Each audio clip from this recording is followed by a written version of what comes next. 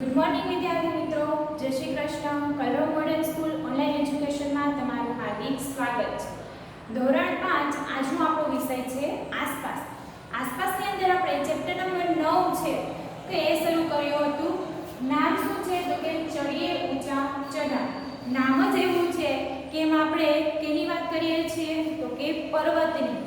પર્વત પર ચડે છે, બરાબર. આવી બધી અલગ અલગ એક કેમ્પ છે, એમની અંદર ઘણા બધા એક છાવણી છે, બરાબર. પર્વતારોહણની છાવણી છે, આવી બધી આપણે વાત કરીએ હતી.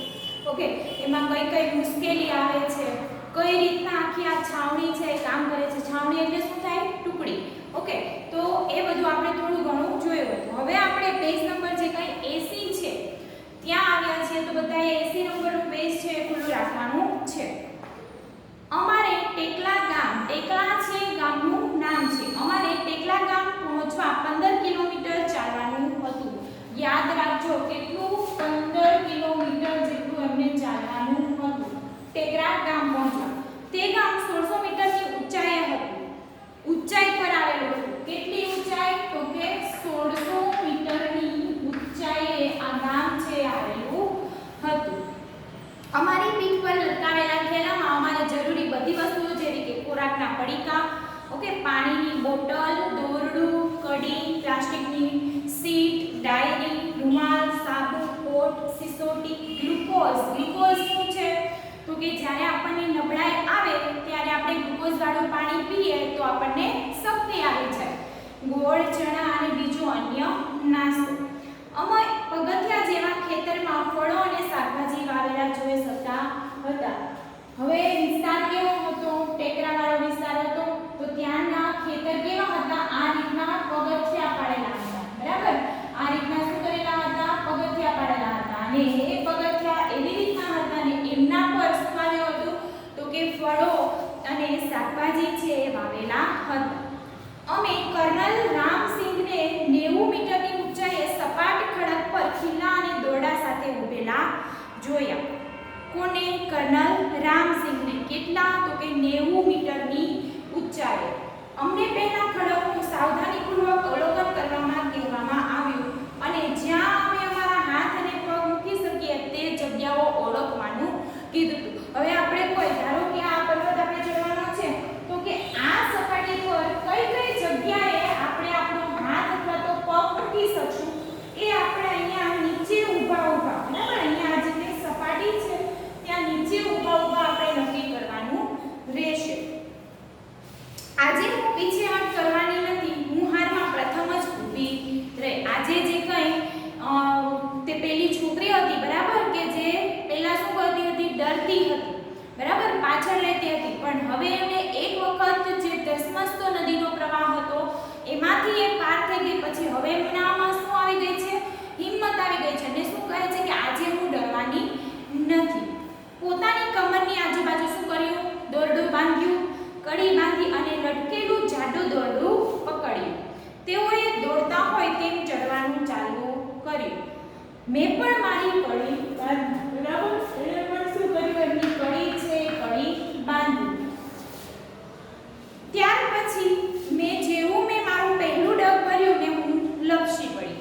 ત્યાં દોરડાની હિંચકા ખાવા લાગી. અને ત્યાં શું થયું? દોરડાથી એ હિંચકા ખાવા લાગ્યા. ચડતી વખતે તમારું શરીર 90 ડિગ્રીના ખૂણે રાખો. મેં સાંભળ્યું. તેમણે શું સાંભળ્યું? કોઈ જે કોચ હતા એમણે કીધું કે ચડતી વખતે તમારું જે કંઈ શરીર છે એ તમારે 90 ડિગ્રીના ખૂણે રાખવાનું છે, બરાબર. તમારી પીઠ છે સીધી રાખો. પીઠ છે એમને વાળવાની નથી, એમને કેવી રાખવાની છે? સીધી રાખવાની છે. તે ધ્યાનમાં રાખી મેં અનુભવ્યું કે ખડક સપાટ જમીન જેવા છે અને ચડવાનું ચાલુ કર્યું. પછી જ્યારે નીચે ઉતરવાનું હતું જેમાં દોરડાનો ખાસ પ્રકારે ઉપયોગ થાય છે, બરાબર. નીચે ઉતરવા માટે, ઓકે, નીચે ઉતરવા માટે દોરડાનો જે પ્રકારે ઉપયોગ થાય છે એમને આપણે કહેશું રેલિંગ. શું કહેશું? રેલિંગ, બરાબર. રેપલિંગ એમને શું કહેવામાં આવે છે? રેપલિંગ કહેવામાં આવે છે. તમે ક્યારે ઝાડ પર ચડ્યા છો? તમને કેવું લાગ્યું? તમને ડર લાગ્યો? તમે ક્યારે નીચે પડ્યા છો? તો કે હા, અમે અમારા ગામની પાદરે આવેલું જે કંઈ વડનું ઝાડ છે એમાં ચડ્યા હતા, બરાબર. શરૂઆતમાં અમને બીક લાગી કે તરત જ અમને અનેરી ખુશી, એક અલગ પ્રકારની ખુશી જોવા મળી હતી. ઓકે, નેક્સ્ટ, તમે ક્યારે કોઈને નાની દિવાલ પર ચડતા જોયા છે? તો કે હા, ઘણી વખત કોઈ કૂતરો છે, પછી બિલાડી છે, વાંદરો છે, આ સિવાય અમુક મનુષ્ય, બરાબર, એ પણ શું કરે છે? દિવાલ પર ચડે છે. તો પર્વત પર ચડવું અને દિવાલ પર ચડવું એ બંનેમાં તફાવત શું છે? એવું તમને ક્વેશ્ચન કીધેલો છે. તો પર્વત પર ચડતી વખતે આપણે આપણું શરીર છે 90 ડિગ્રીના ખૂણે રાખવું પડે છે અને એ થોડુંક કઠિન છે. કોની સાપેક્ષે? આપણે દિવાલ પર ચડવાની સાપેક્ષે. ઓકે, દિવાલ પર ચડવું એના કરતા પર્વત પર ચડવું કેવું છે? અઘરું છે. ઓકે, નેક્સ્ટ, એક રમૂજી બનાવ. હવે આ આખું જે એમનું કેમ્પિંગ હતું, બરાબર, એ દરમિયાન એક રમૂજી બનાવ બન્યો હતો. તો હવે આપણે જોઈએ શું જોવાના છીએ? એક રમૂજી બનાવ. આ રેપલિંગ એટલે શું થાય ખબર પડી ગઈ, બરાબર? રેપલિંગ એટલે શું થશે? તો કે નીચે ઉતરવું. તો નીચે ઉતરવા માટે આપણે દોરડાનો ખાસ પ્રકારે ઉપયોગ કરીએ છીએ અને એ જ ઉપયોગને આપણે શું કહીશું? રેપલિંગ કહીશું. ઓકે, હવે નેક્સ્ટ આપણે જોવાના છીએ એક રમૂજી બનાવ. ઓકે, ચલો સ્ટાર્ટ કરીએ. સાંજ હતી. શું હતું? સાંજ પડી ગઈ હતી. ખાનદોબીની ભૂખ લાગી હતી. ચલો, આ ખાનદોબી કોણ છે? તો કે મિઝોરમની એક છોકરી છે. અમારી પાસે કંઈ ખાવાનું ન હતું. તે વાડ કૂદીને ખેતરમાં ગઈ. ખાનદોબીએ શું કર્યું? વાડ કૂદી. ખેતરની ફરતે વાડ હોય ને, ધારો કે આ કોઈ ખેતર છે તો એમની ફરતે શું હોય? વાડ હોય. તો એમણે શું કર્યું? આ વાડ કૂદીને એ આ ખેતરની અંદર ગઈ. બે મોટી કાકડી તોડી અને પાછી આવી. ત્યાંથી શું તોડી આવી? બે મોટી કાકડી અને પછી પાછી આવી. તરત જ એક સ્ત્રી પાછળથી આવી અને ત્યારથી પેલી કાકડી તોડીને આવી કે તરત જ એમની પાછળ એક સ્ત્રી આવી. તેને તેની બેગથી પકડી. તે ખાનદોબીને પોતાની ભાષામાં કંઈક કહેવા લાગી. અમે તે શું કહી રહી છે તે સમજી શકતા નહોતા, બરાબર? એમણે ખાનદોબીને કંઈક કીધું પણ એ એમની ભાષામાં બોલતી હતી. હવે આપણે ગુજરાતી છીએ, કોઈ મિઝો ભાષા, મિઝોરમની ભાષા બોલે, આપણી સામે મિઝો ભાષા બોલે તો આપણને સ્વાભાવિકપણે ના જ ખબર પડે, બરાબર? કોઈ મરાઠી ભાષા બોલતું હોય, જે આપણને નથી ખબર એવી ભાષા બોલે તો આપણને ના ખબર પડે. ખાનદોબી તેને મિઝો ભાષામાં સમજાવવાનો પ્રયત્ન કરતી હતી, જે અમે પણ સમજી શકતા ન હતા, બરાબર? મેં હિન્દીમાં સમજાવવા પ્રયત્ન કર્યો. હિન્દી તો આપણી રાષ્ટ્રીય ભાષા છે, જે બધા રાજ્ય છે, આપણા દેશના બધા રાજ્ય છે એના લોકોને હિન્દી ભાષા આવડતી હોય છે, પરંતુ બંનેમાંથી એક પણ ભાષા તે સ્ત્રી સમજતી ન હતી. અંત મેં મારા હાથ માફી માંગવા જોડ્યા, બરાબર? અંતે એમણે શું કર્યું? કોઈ એક્શનથી એમને સમજાવવાનો પ્રયત્ન કર્યો. એટલામાં અમારું જૂથ ખૂબ જ દૂર જતું રહ્યું. અંધારું થઈ ગયું હતું. મને લાગ્યું અમે રસ્તો ભૂલી ગયા છીએ. હવે અમે સાચે જ ડરી રહ્યા હતા, બરાબર? હવે શું થયા હતા? સાચે જ ડરી રહ્યા હતા. ખરેખર હવે એ ડરી રહ્યા હતા. અમારી બેટરીથી પણ રસ્તો જોઈ શકતા ન હતા. ઠંડી હોવા છતાં મને પરસેવો થવા લાગ્યો, બરાબર? કેમ કે બીકના કારણે. મેં ખાનદોબીનો હાથ જોરથી પકડ્યો. મેં મોટેથી બૂમ પાડી, તમે બધા ક્યાં છો? તમે મને સાંભળી શકો છો? પર્વતોમાં મારા અવાજના પડઘા પડતા હતા, બરાબર? પર્વતોમાં માત્ર ને માત્ર પડઘા પાછા આવતા હતા. અમે બંને મોટેથી અમારી સિસોટી વગાડવા લાગ્યા અને અમારી બેટરીનો પ્રકાશ ફેંકવા લાગ્યા. કદાચ જૂથને ખબર પડી કે અમે ખોવાઈ ગયા છે. અમે દૂરથી સિસોટીનો અવાજ સાંભળ્યો અને સંકેત સમજાઈ ગયો. અમે એકબીજાનો હાથ જોરથી પકડ્યો અને રાહ જોવા લાગ્યા, બરાબર? ખાનદોબીને લાગ્યું કે અમારે વાત ચાલુ રાખવી જોઈએ. તેણે મિઝો ભાષામાં ગીત ગાવાનું ચાલુ કર્યું. હવે એ લોકોની વાત કરતા એકબીજાની વાત તો સાંભળી શકતા નહોતા, એટલે શું કર્યું? ખાનદોબીએ મિઝો ભાષામાં ગીત ગાવાનું ચાલુ રાખ્યું. હવે ગીત ગાશે તો શું થશે કે જે વ્યક્તિ એમને શોધે છે એમને એમનો અવાજ સંભળાશે. તો એટલે એમણે શું કર્યું? મિઝો ભાષામાં ગીત ગાવાનું શરૂ રાખ્યું. થોડા સમય પછી અમે જૂથના સભ્યોને અમારી તરફ આવતા જોયા અને અમે ફરી એક જૂથ સાથે મળી ગયા. તમારા વર્ગમાં કોઈ એવું છે કે જેમની ભાષા તમને સમજાતી નથી અથવા તે તમારી ભાષા સમજી શકતા નથી? તો હા, અમારા ક્લાસમાં અથવા તો અમારા વર્ગખંડમાં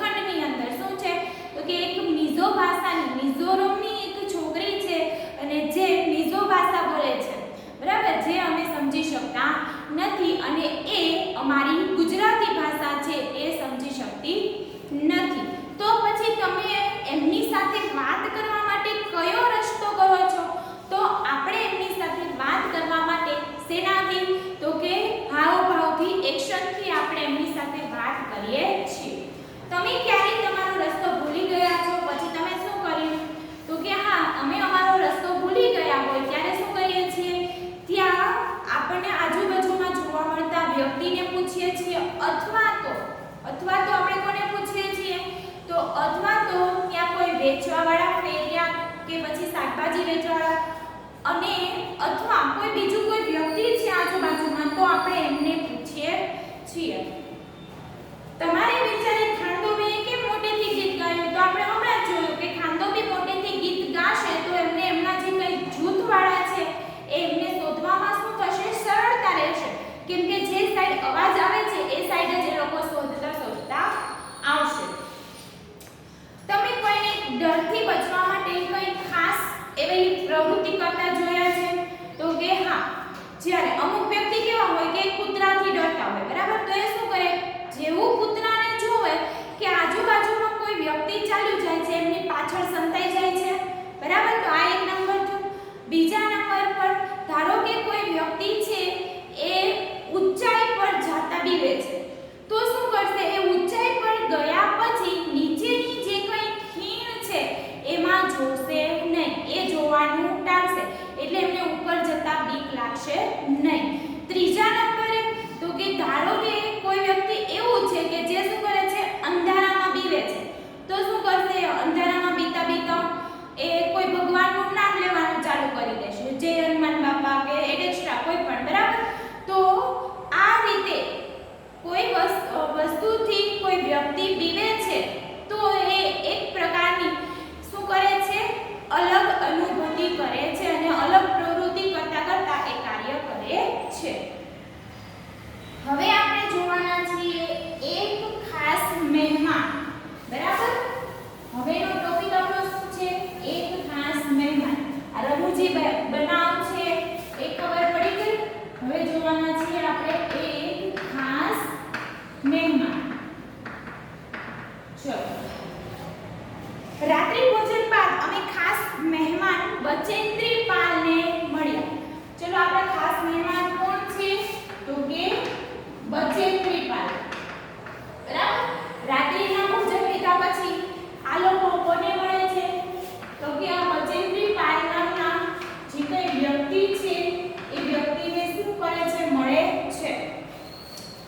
તે હમણાં જ માઉન્ટ એવરેસ્ટ ચડવાની ટુકડીમાં પસંદગી પામ્યા છે. શેમાં પસંદગી પામ્યા છે? માઉન્ટ એવરેસ્ટ ચડવા.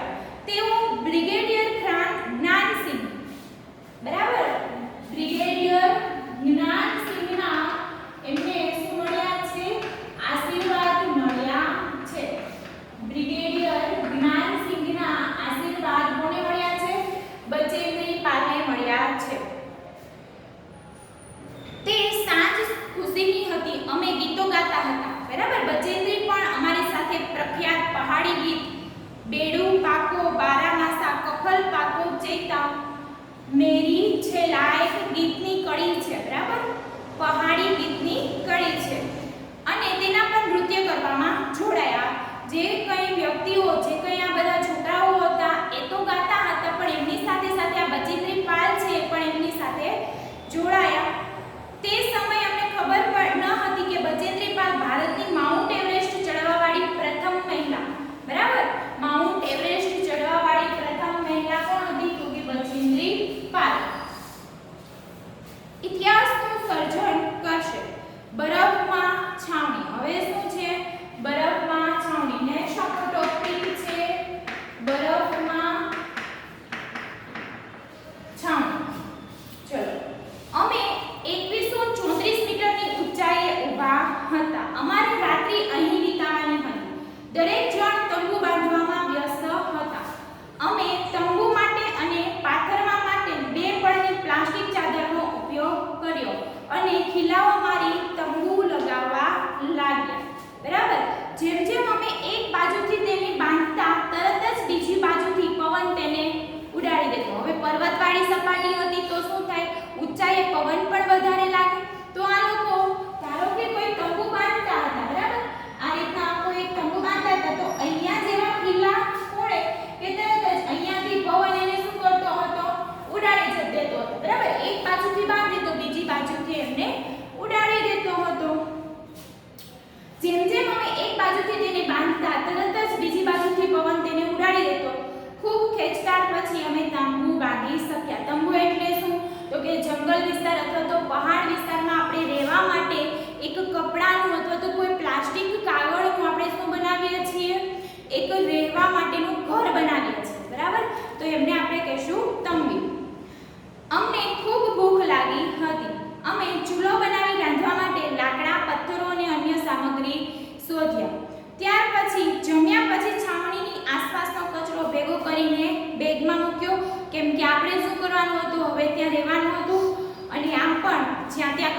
ફેંકવો જોઈએ નહીં. ત્યાર પછી ઝડપથી અમે અમારી સુવાની બેડમાં ગયા. હું એમાં સૂઈ શકીશ કે નહીં તેના વિશે ચોક્કસ ન હતી. બરાબર, તે આરામદાયક હશે. હવે જંગલમાં તો કંઈ બેડ હોય નહીં, બરાબર, તો આપણે તો શું કરવાનું હોય, ત્યાં એક બેગ રાખેલી હતી અને તેમાં આપણે સૂઈ શકશું. આપણને એમાં મજા આવશે કે નહીં એ આપણે જોવાનું હતું. શું તેમાં ઠંડી નહીં લાગે? પરંતુ તે બેગ મુલાયમ પીંછાઓથી ભરેલી હતી જે અમને ગરમ રહેવામાં મદદ કરે. બરાબર, કેમ કે પહાડી વિસ્તાર હતો, રાત્રે એમાં ઠંડી પણ વધારે લાગે છે. સવારે અમે ઉઠ્યા અને જોયું તો બરફ પડતો હતો. રાત્રે એ લોકો સૂઈ ગયા પછી એમણે જોયું તો શું થયું, સવારમાં બરફ પડતો હતો. છોડ, વૃક્ષો, ઘાસ અને પર્વતો ખૂબ જ સફેદ દેખાતું હતું. આજે અમારે 2700 મીટરની ઊંચાઈએ ચડવાનું હતું. અમે લાકડાની મદદથી બરફમાં સાવધાનીપૂર્વક ચાલતા હતા.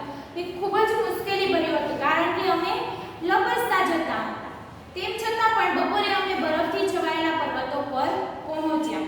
અમે એકબીજા ઉપર બરફના ગોળા બનાવી ફેંકવાની અને બરફનો માણસ બનાવીને રમવાની મજા લીધી. બરાબર, ચલો હવે છાવણીનો છેલ્લો દિવસ છે. છેલ્લા દિવસે શું હોય તો કે કેમ્પ ફાયર.